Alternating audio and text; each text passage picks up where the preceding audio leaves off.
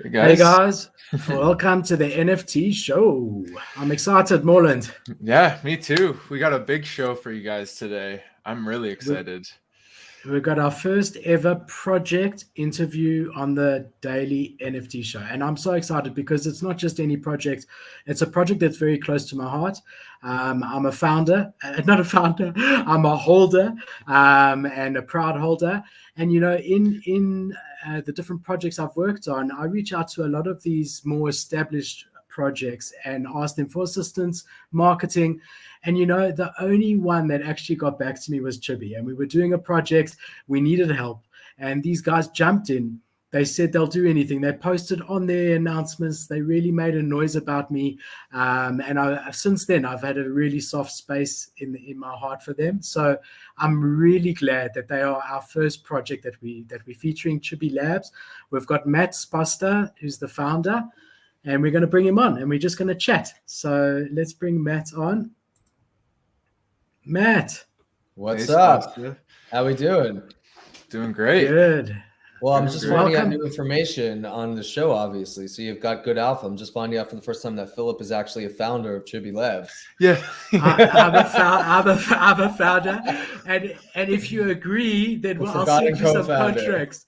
I'll send you some contracts straight away. But here we have the real founder. We have Spasta. Spasta, tell us a little bit before we get into Chibi and NFTs, just a little bit about your background. Yeah, so I'm born and raised in New York. I spent most of my life here. Started my career on Wall Street. Ditched the suit in 2017 to launch my first startup company. It was actually in the blockchain space, fantasy sports on the blockchain. And this was super early. So I was an early adopter in crypto, Bitcoin around 2013. So I really started delving into the technology really early, understanding kind of the impact that it could have and disruption that it could have across industries. So again, I launched my first company in 2017. It was a blockchain business, ended up pivoting away from blockchain about a year and a half later because the market cratered, the technology wasn't ready, the technology wasn't efficient enough. A lot of the same issues that we're dealing with now when you look at, the Ethereum blockchain. But I ended up selling that company to the Pro Football Hall of Fame, who's a well-known body and obviously in America. And that was my first exit. I've since launched 3 other businesses. So I'm an entrepreneur by background. I'm an operator by trade. I love building things. I love new technology.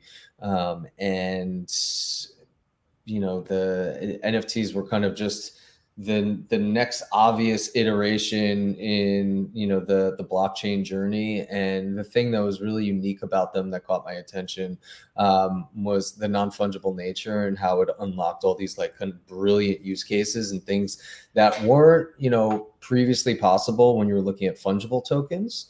And I know there were a lot of promises back in 17, 18 around some of the protocols and tokens that were dropping, but that was the thing that really attracted me to NFTs that I got back into probably just a little over a year ago in December of 2020. And you started, when you say got into NFTs, you started just delving into personally, or was it from the beginning, I'm going to form a project? Yeah, no. So the very beginning, I got into December of 2020. I got introduced to NBA Top Shot, and NBA Top Shot, for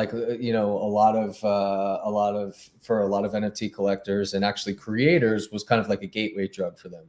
A lot of the ape community came through there too.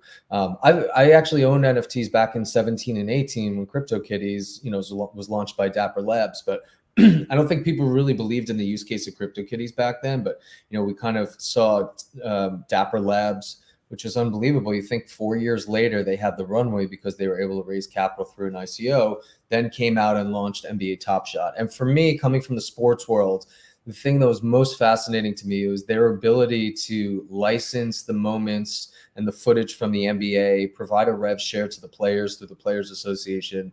I said, hey, this is a brilliant use case. And the fact that they have these licenses already, I was like, this is going to be an absolute game changer.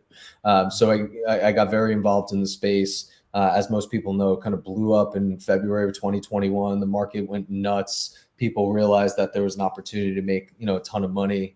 I know Morland, it was Dapper comes from Canada, so you probably were hearing about it and seeing it a lot earlier than people in the Americas. And even like I'm still in OG Discord chats with a lot of the Top Shot early adopters in Wales, and they all come from most of them come from Canada, a lot of them from the Toronto area. So after that, I started digging deeper. I got more involved in the space. I then got involved in Zedrun. Zedrun to me was brilliant, like the gamification properties that they were bringing to life. That was kind of like the first play to earn game that I saw that was like, wow, this is brilliant. If they could kind of merge what's going on with Top Shot with the gamification of Zed, I thought they could bring something really brilliant to life. And we just started seeing those things being put together and formalized early last year. And then, around March, April time, I started looking at PFPs, and I watched my entire timeline of followers. Cause like I said, Top Shot collectors were really OG adopters in Bored Apes. And I watched my entire timeline PFP turn into these ape things. I'm like, what are these ape things? I was like, this is crazy. And for the first time in my life, I saw like a fad happening that I was just like, you know what? I'm not going to embrace this. And I'm going to let it pass by me. It was a good decision because I didn't need to buy Bored Apes back then. So just kidding. That would have been a really good decision had I made it at the time. So definitely one of my regrets. I missed apes then, and I never chased them after that. And I was like, oh, I'm not going to buy them here. So I missed them at mint. I missed them at 0.1, 0.2, 0.5, 1 ETH, 2 ETH, 5 ETH, 10 ETH, like all the way up. And I was just like, it's too late for me. It's never too late now. Now they're about 90. Well, I learned my lesson. Now's they're about the to hit time. 100 ETH. Yeah. So anyway, so I missed apes. I was a very early adopter in gutter cats, and even back then it was a Voids, Degen, Alien Boy, like a lot of really random early stuff. But one of the guys I introduced to the NFT space, people know him as HBizzle or SniperBot, got really involved in the industry as well. And he started going down these rabbit holes, and he found this amazing 3D artwork. It was actually the first collection of Chibi Genesis. They were 120 one-of-one, pieces of artwork. They were launched in April by our co-founder Fabs, who's the artist, developer, and engineer behind all of these. These are all one-of-one. So this was not a generative project. And when HBizzle found this project, he's like, the art is amazing. It's so unique. It's not like anything I've seen in the space.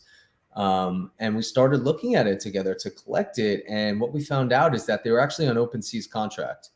And originally when they were on OpenSea's contract, we had a couple of developers look at it and they're like, this is not safe. It's not, it's not something that's a best practice in the space.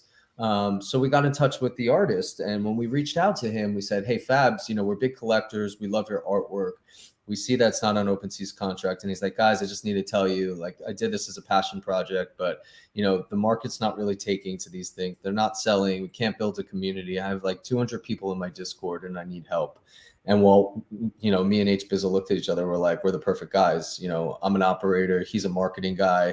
Put our heads together and said, Fabs, let us help you really commercialize this thing. And let's see what we could do to take this to the next level. And he said, sure. And this was in July time. So we put together a plan to launch a new collection of Chibi Apes. There's going to be 3,000 Chibi Apes, which was our second collection. It was going to be a generative collection. We launched this at, oh my God, I can't even remember, 0.035, I think was the price of it originally. And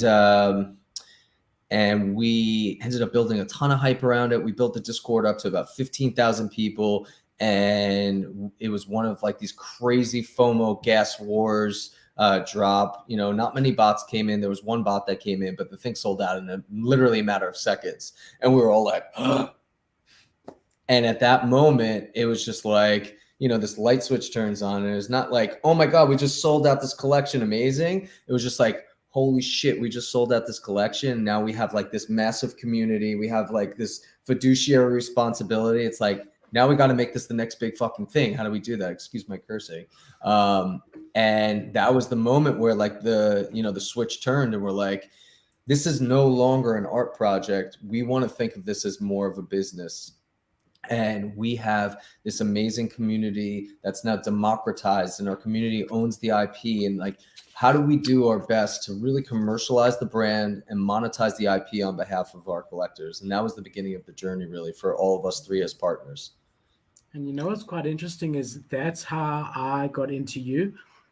So both Morland and I have only been in the space since about July, and I didn't know about the Genesis collection at all. I found you guys through the Chibi Ape Mint. That's how I found you guys. And then from there, obviously being part of the Discord and seeing everything, that's when I found out about Genesis. I didn't even know about it, and I was like, "Oh my god, I have to own one." Do you want to see mine? Please. This Yeah. I love that one. Number 4. Yeah, Genesis in my mind, these are the most special, and they're always going to be this special collection because they are one of ones. They're very unique. There's only, a small population of them that exist. They're about a 2 ETH floor right now. We saw before the Chibi Apes drop happened, if you owned a Chibi Genesis, you got a whitelist spot into Chibi Apes. And these things were trading up to, I think the highest sale was like a 6.5 ETH at the time. So we've seen these things go super high. The utility of owning Chibi Genesis has always been special.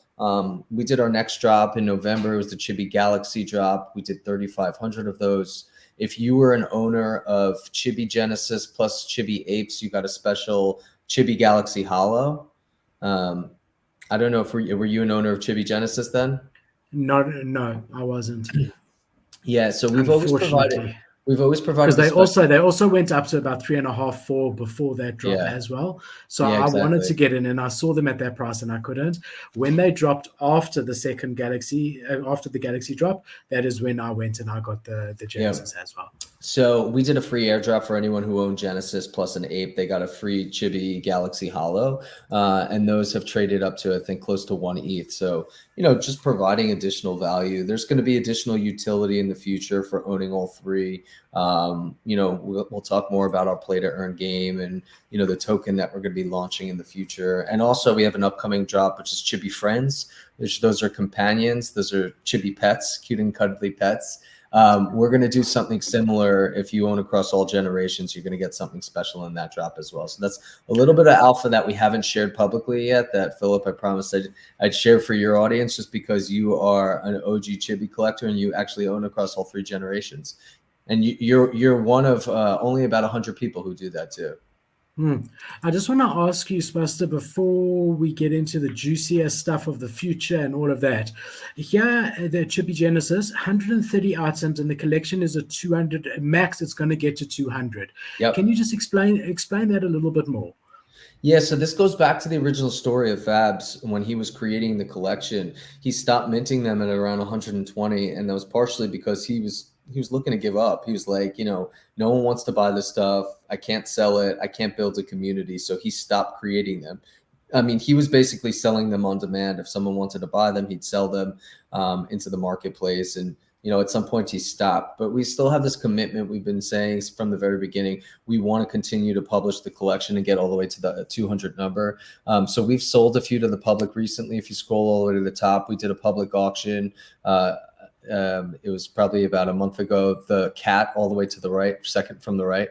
No, you can see it right on the top blue row. Background. The blue background, the one at 3 ETH right now. That was one that we just recently dropped, which is a really, really cool one. And it's That's cool. You can tell the difference if you look at kind of Fabs' new style. It's like, it's almost like he's been building confidence over time. And it just shows you, we tell the story all the time because it's a story of perseverance for artists in the space.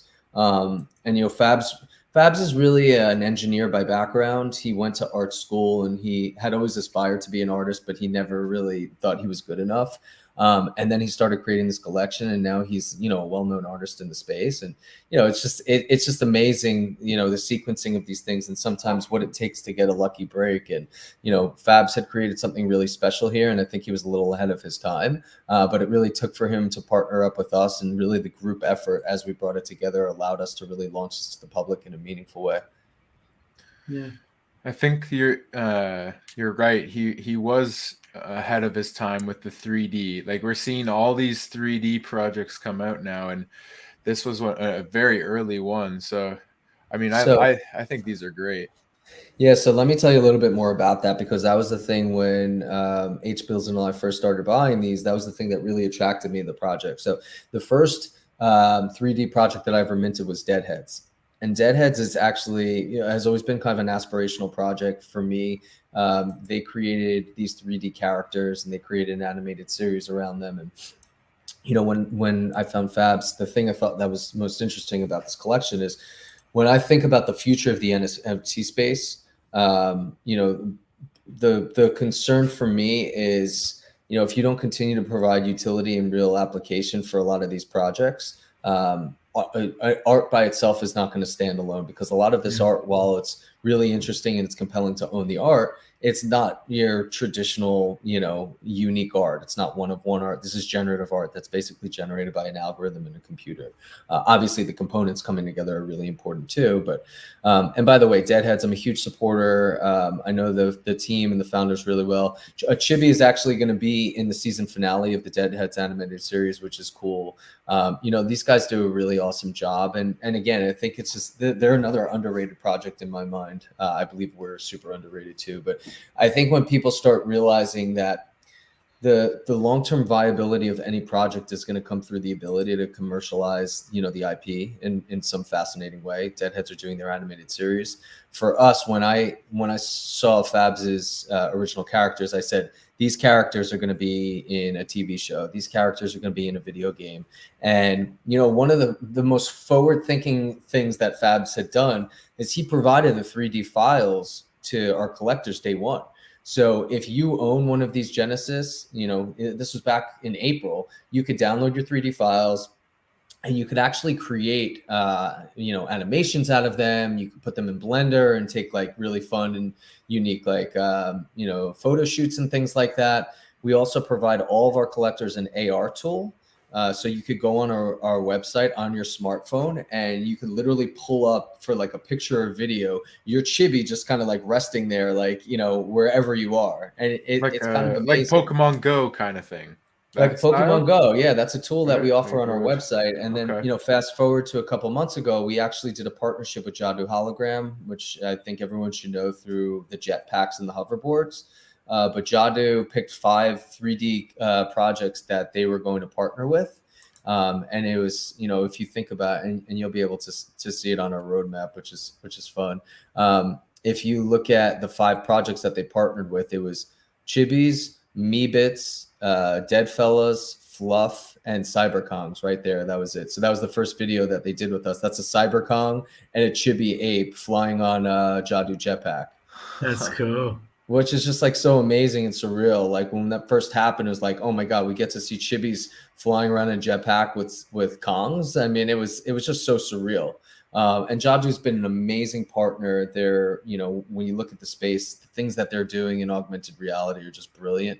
And our Chibi apes this week, all of our Chibi apes or your Chibi apes, if you own a Chibi ape, will be available in the Jadu mobile application, which is so cool to fly on hoverboards and jetpacks and do. So really cool they are already metaverse ready. The Genesis collection. So all of our characters, the 3D files are available. Most of them are ready for metaverse. The Genesis collection are not fully rigged yet, so it depends on which metaverse, but all Chibi apes are fully rigged, and Chibi galaxies are rigged as well. So again, when I look at what kind of impact these 3D avatars are going to have on the future, you're already seeing the whole Gutter Cat gang converting their characters to 3D. Bored Apes are doing it. There's going to be a shift and transition of all these 3D avatar projects to the metaverse, to AR, to video games. And, we're already months ahead because we already have all of our characters rigged and ready to go for a lot of these environments. I hear you saying I'm going to get a VX soon. That's what I hear you saying. Yeah. And the last question I just wanted to ask on Genesis before we move on, I just want to point out, but you can clarify it. This is not the total trading volume since April. There was a migration that went through, and this was a new page, because I think people need to know that, because it's such it had what was its trading volume before the recent migration. So you can actually go to that page. So if you go to Chibis plural NFT, scroll to the top. Chibi's plural, space NFT. You'll see the original project there. So again, when I told you we came in, so you could actually see the original volume traded on this is about 142 ETH. And that's This only is a verified 120 collection too. items. Yeah. This is a verified collection too, and we've obviously had conversations with OpenSea trying to get them to transition this over, but OpenSea is definitely slow on this stuff. So it ended up happening. We were on OpenSea's contract, and we wanted to move to our own contract. So we actually migrated everyone's Chibi Genesis over. Everyone migrated over, got the same Chibi Genesis, and these are kind of old legacy NFTs that are still there. Yeah, cool. Yeah, and then the future. Yep. A pleasure. The future. So we've had just to sum up for everyone, we've had the Genesis, we've had the apes, we've had the Galaxy. This is the third collection, the Galaxy. And what is next for Chibi? You've hinted at a few of them, but spell it out for us. Yeah, so we basically have our collection what we believe to be full. In terms of we have 6,700 characters. If you scroll all the way bottom of this thread, you'll see which is going to be the next launch, the next iteration of Chibis, which is the Chibi Pets, the Chibi Friends, Chibi Companions. And what we believe the Chibi Companions are going to do. You keep going; it should be one of the last tweets on the bottom. The Chibi Companions are going to be really the guides for our Chibis to to the play to earn game. Hold on. Keep scrolling up. I think you should be able to find it. Sorry. No, it's all right. It was the last part of the thread, not there. If you scroll up a little bit. Well, yeah, click on the oh wait, there it is. There it is. The video? Right above the map. Is it a video? It's a video, yeah. The video right above, yeah. Yeah, Let's play.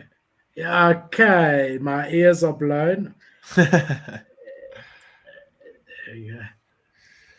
Yeah, we look at these as kind of like, think of these as like hunting animals, right? These are going to be the keys to the play to earn game in the metaverse in the future. So, they're going to have very special utility to them, and they're going to, allow for our collectors to, do more with their chibis, to earn with their chibis, to play to earn with their chibis. So how do you guys stay innovative with this? How do you stay ahead of the curve and yeah, just how do you stay innovative with what you're bringing to the table? Yeah, I mean, look, if you look at this, I like to put out a 1 year, I don't even call it a roadmap. I call this a business plan. I think this is unique to the space. Not many people are doing it. I think it's really important that, we're accountable as founders, and we're staying ahead of the trends, and we're letting people know these are our aspirational goals, and we're going to continue to working our asses off to continue delivering and executing on these goals. To stay innovative, I really say, like, you look back at the past couple months in the space, and the space has evolved and adapted. It just evolved and changed so much over the past couple months. It's important to, stay ahead of the curve and be adaptive and be nimble. And that's what we've done. Again, we had a lot of these plans set in motion over the summer, but we're still working really hard to continue to innovate. And we believe we have, and we believe we will continue to innovate. So we feel good about that. But, some of the things that we've done that we'll continue to do, we have a really big presence in the metaverse. After we sold out Chibi Apes, we went and used basically the proceeds from that sale to go buy a massive plot of land in Decentraland. This is super forward thinking. This was back in September. Spent a lot of money, probably too much money. We bought a 4x4 parcel, 16 parcel plot of land, all connected to a road. Built this amazing galactic jungle scene that's just been really awesome. For us, it's like, we've had two really big parties, including our New Year's party that had 20 plus projects. That party had Aloe Black, Grammy nominated Aloe Black, come and perform live, which was super cool. I don't know if we have any videos in here of you do. of I saw it. I was there as well. One. I came to the party. This wasn't our New Year's party. This was the party that we did in celebration of our Chibi Galaxy drop. And the cool thing about it is we're adopting so many people to the metaverse for the first time. Like, a lot of people have never actually spent time. Look at everyone. We dropped those Chibi wings, the Chibi hoodie with the wings on it to our community, and everyone's running around wearing them. We have POAP machines on the top dance floor up there. DJ booths. I mean, it's really fun. It's interesting. It's unique because no one has really experienced this before, but we feel like we've adopted thousands of users into the metaverse, and we're really excited about that. And Yeah. Decentraland's not the only place we're going to play. We're going to be in a lot of different places. Just a question on the Decentraland. I mean, it must be worth a lot more than you paid for it now. You say probably too much spent, but it must have been a good investment. Yeah. Well, you know, it was interesting. About a month ago, when Mana was like 3x what it was, look, I still think it's probably 2x of what we bought it for. I mean, we came out with this, and we bought this land, and 2 weeks later, Mark Zuckerberg came out and basically validated everything around, you know, the metaverse by changing the name of Facebook to Meta, which was so crazy at the time and surreal. But you know, that was you know, that's where we are right now. I think everything's moving towards virtual experiences. I think people keep getting tripped up with the concept of metaverse. I think people need to like reset their minds and say, like, what we're doing right now is a metaverse, right? You know, even being on the stream, I think it's important for everyone to understand that, like, you know, metaverse is just a medium of exchange and where we could engage virtually. So it doesn't have to be a physical location or an actual, you know, metaverse environment like it's Decentraland, but these are all just virtual experiences that we're having together. So. And, you know, I mean, I've been in the space now for 5 months. It feels like 50 years. But crazy. I just want to find out from you. Obviously, you've got a lot going on in your personal life. You've got a lot going on in your NFT life. You've got a lot going on in your business life. How do you find the correct work-life balance? Like, do you have rules in place for yourself? No, I just don't sleep. No, I mean, look, you're right. I manage and operate several businesses. I have 2 young kids. You know, I have a family. I have, you know, extracurriculars and sports and stuff for my kids. And I like to take care of myself personally, but I've always been really good at multitasking. It's a hard thing to do, but what it comes down to is discipline, having the right partners, having the right team, and really delegating. It's important to do that. But, you know, I also find myself being probably way too involved in some of the decision making because, you know, I like to have my fingerprints on everything that I do. Mm. So you mentioned you have kids. Where do you see NFTs being when your kids are older? How do you see them being involved in NFTs? I hate my answer here because I don't want this to happen, but this is where I see the future. I see the future as, you know, all of us wearing headsets in some capacity. I don't know what they're going to look like. And literally all of our experiences happening virtually in the metaverse, you know, just like as Mark Zuckerberg wants to roll out. It's like our kids wake up, they get out of bed, they put their headsets on, they end up having virtual classes, they have virtual gaming and interactions with their friends.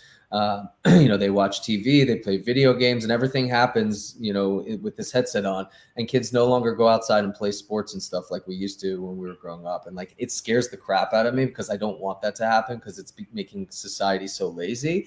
But that's what technology is enabling. It's enabling for everything to happen virtually. I mean, you look at the shift that's happened during COVID from having, you know, in-person meetings. I was in New York City and every single meeting I had was in person. It's like I never even thought to have, you know, Zoom calls, or we barely even had, you know, phone calls unless it was someone who was out of state. And it's now like every single call is happening virtually on Zoom. And, you know, we don't even see our families anymore because of COVID and things like that. So now we're doing FaceTimes and, you know, kids are interacting, you know, playing, you know, video games, and they have their headsets on. So it's just, it's everyone's interacting virtually now. And as much as that, you know, where I see the future of all of this going, where I see our kids being, sounds ludicrous and ridiculous. And like, I don't want that to come to fruition. It feels like it's inevitable that's going to be happening. It's happening. I mean, I've got twin boys who are 9, so 2 9-year-olds, and Yeah. I've got a 6-year-old boy. And I'll come home and they all in their own room, but they're playing Minecraft or Among Us or Adopt Me together. Yeah. But they all in their own different rooms, of course. In their own room. I mean, that is the metaverse. I mean, completely. You know, in a 3D world, in a 3D environment, they're trading. My one son, and I was very proud of him, Jake. He's very similar to me, and you know, also entrepreneurial, industrious. So I probably a bit controversial, but I was very proud when I heard that he was given a timeout on one of the 3 games for 3 days because he was telling everyone every day it was his birthday, so that he would get ball presents. Now the actor wasn't as proud as I was, but I was like, yeah, that's my boy. You know what? I mean, I see a bright That's future awesome. for him for sure. But I mean, they do. They're already in that. They're already in that space. Look, my other son Danny, the twin of Jake, he thrives on social connection. So when we were locked down here, he wasn't in a great headspace. I mean, obviously kids are adaptable and whatever, but it took its toll on him. But Jake could sit there in his computer all the time. I think it will be a mixture of the two. I hope so, to some degree. But when you are online, it's going to be a very immersive type of online compared to what now.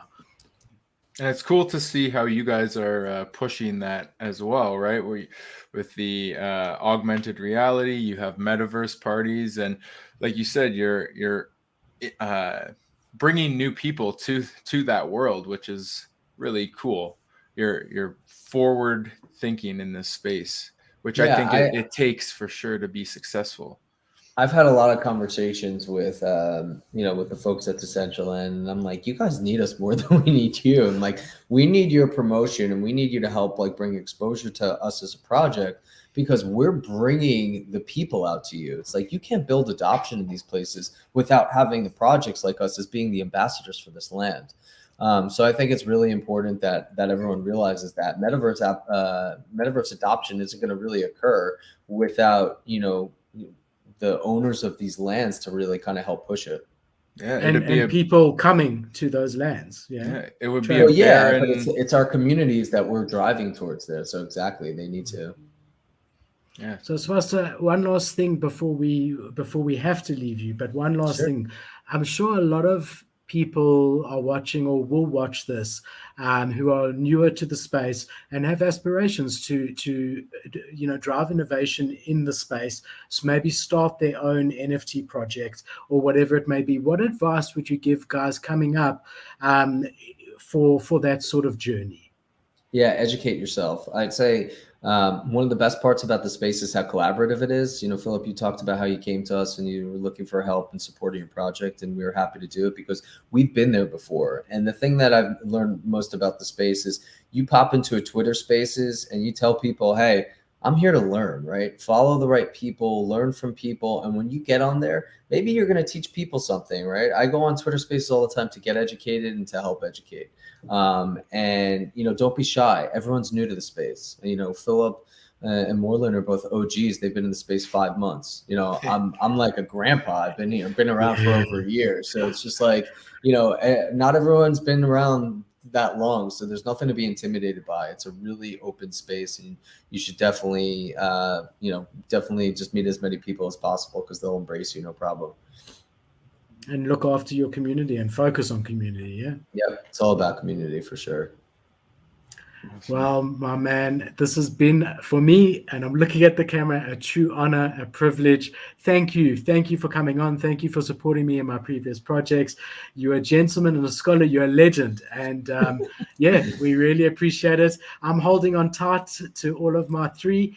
I look forward to what the future holds for Chibi. Guys, we will post all the links for Chibi Labs on the description of this video, the Discord, all the links to OpenSea. So, yeah, go in there. The guys are always there. Sposta's there. Fabs is there. They're an amazing community. Even if you're not a holder, go into Discord, say hello. That's it. There's a lot to learn in there. Yeah, and it's just a nice place to be. It's a welcoming place. Look, I'm in 200 Discords, and I can show you. The other day I tried to join one and it said I have to remove one in order to join another. Yeah. And yet the vibe in Chibi and just the welcoming ways is top 10 at least. So go to Chibi. Thank you, Matt. We really appreciate it. Of course. Thank you guys again for having me. And Philip, thank you for being an OG collector and supporter of us. I mean, that's most important. I mean, we embrace our community in the same way that, I embrace the Chibi community and the NFT community. It's just important that we all collaborate together and give back. For sure. 100%. Thank you. We'll speak Awesome, soon. guys. Thanks again for having me. Thanks, Foster. 100%. All Wow, right. that was cool, hey? Great interview. Great interview. We'll see. You know, I always love hearing from guys who've been in the space for so long. And again, it's funny that he said it as well. A year is like, you know, your granddad, and we like these like middle-aged guys. Exactly. But I love it. I love hearing from the guys who've been there long, and also the guys who are doing it right. Because if you think about it, you know, they've managed to survive in a very changing environment and survive well. I mean, you know, 2 ETH floor price on your Genesis collection is not something to laugh about. There's a lot of people that wishes they could maintain that. And you saw, I mean, how cool was that video with the Jadu jetpack and the Cyberkong and the Chibi? I mean, that's incredible, man. Yeah, so many different things happening with the project, and it all comes together in a really great way. Like you don't see many projects have 3 separate collections, and you know what I mean, where it all kind of works together in that ecosystem of the world they're creating. And I might just have to grab a Chibi. You know, I don't know. Man. I'll tell you quite honestly, you know, we always talk about team being so important when you are evaluating a NFT project, the team behind it.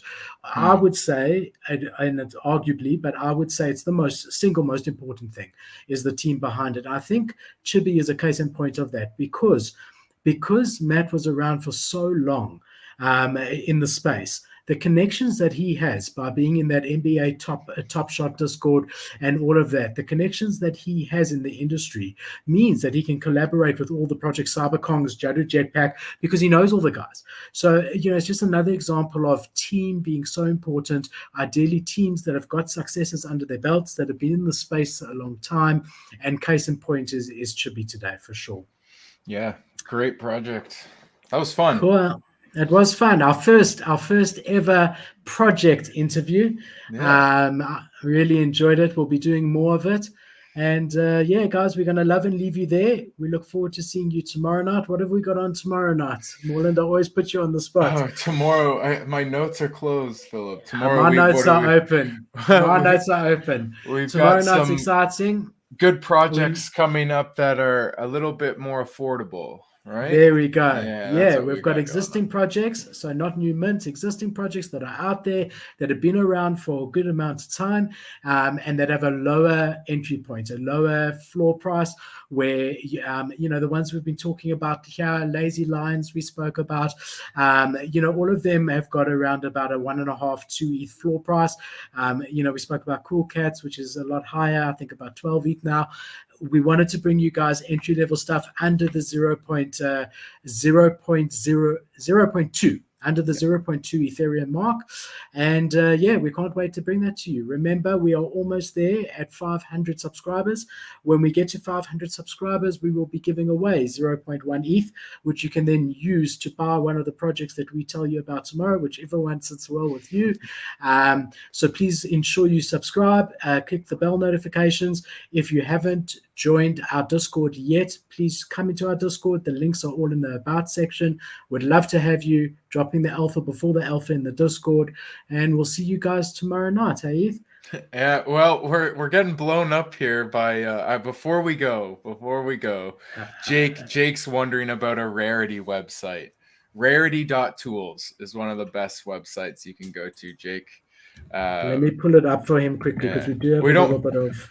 We don't want to leave the people. We don't want to leave the people hanging. We've got some time. Let's do it. So rarity.tools. This is a good spot to find upcoming projects as well. But to check rarity, this is probably all right. So if we wanted to check rarity, so as Morland said, this is a great thing to find upcoming projects. If you look on the top here, where it says upcoming, that's new projects. Again, always be careful, do your own research, because just because it's featured here does not mean that it's a notable project. In fact, it's actually free for projects to list in this upcoming section, just for your own interest. But when you want to check rarity, because we did a Chibi show, let's do it on Chibi. We type in Chibi here, and you can see you've got the Chibi Apes and the Chibi Galaxy. So let's click on Chibi 8. And Right. then over here, you've got the rarity of them, and they're all ranked by rarity. But if we want to look at my one in particular and see what the rarity is, I go here to my properties to see what number I am. Sorry, I think it's details. 1767. So then I would go back to rarity. On the left here, I type 1767 and I'd say look up.